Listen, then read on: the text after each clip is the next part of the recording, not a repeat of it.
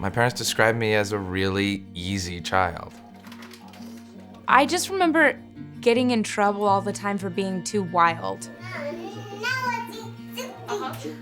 They probably described me as being very larger than life, even at a young age. I think they thought, and rightly so, that I was very shy. I was a very friendly kid, very friendly and happy. That was always a part of me. I've always been active. I've been told that I was running as soon as I could walk. Touch the back door, run to the front door, touch the front door, you know, all day long. Take a picture of me, Dad.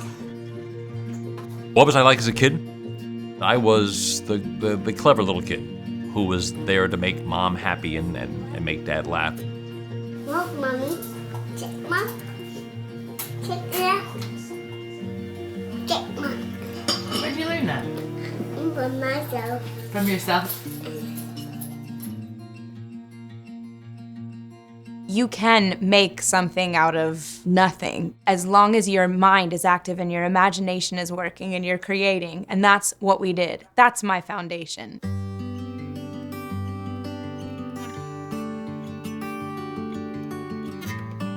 It is natural to the human being to do theatrical things. You can't stop kids from doing it. In fact, when they're preschoolers, it's their work. Their work is to play. They try to work out all of the issues in their life through play. My older sister, Summer, was such an inspiration to me. We played together constantly. That's most of my memories of childhood, is just creating different worlds together. The worlds that she created, she would make up these things that were so smart because she and I are very different from each other. She knows everything and she loved learning and school and everything, whereas I was sort of the opposite. Sierra was always interested in acting out things. When we were acting out a story like Cinderella or something, she was always able to cry on cue. She would be so brave and so willing to expose herself and her vulnerable side in these roles. But I remember watching her and being really in awe. It's kind of a fluke that I ended up doing this because I was clumsy. I broke my nose walking upstairs when I was 4 years old, so my parents put me in a gymnastics class so I could learn how to fall.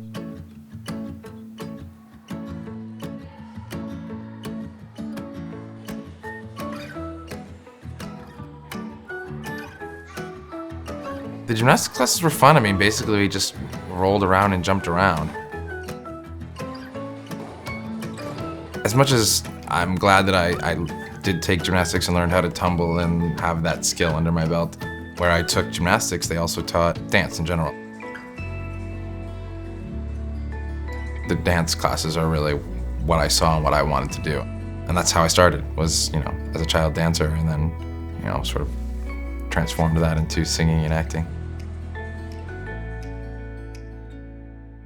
When I was younger and dancing, I mean, I loved the performing aspect of it. I loved the recitals, and I loved the attention, and I loved the costumes, and, you know, you got to do your hair pretty. And I also loved the aspect of the dance studio and the community. It was a place where I fit in and I belonged, and it was like a second home, you know, in many ways. All the dance studios that I had growing up, it was like my thing.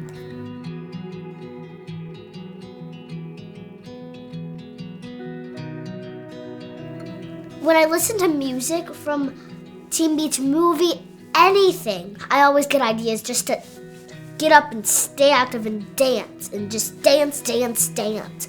I don't really want to sit down at all. I remember like my first dance recital when I was like 5. I was doing a number and started dancing, and the audience actually started applauding like in the middle of the number because of the build and the music, and I did a step or something.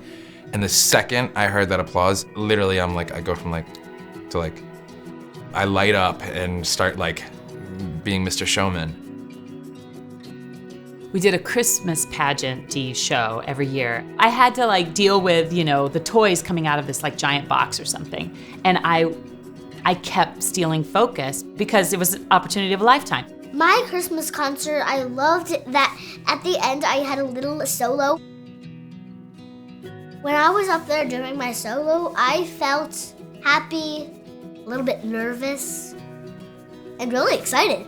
That's probably when we all knew. Like being like a mastermind of like, if I do this, people will laugh, or if I do this, they won't watch that, they'll watch me. From that point on, I just loved the attention and you know, the admiration, or I don't know, whatever you'd call it when people like what you do.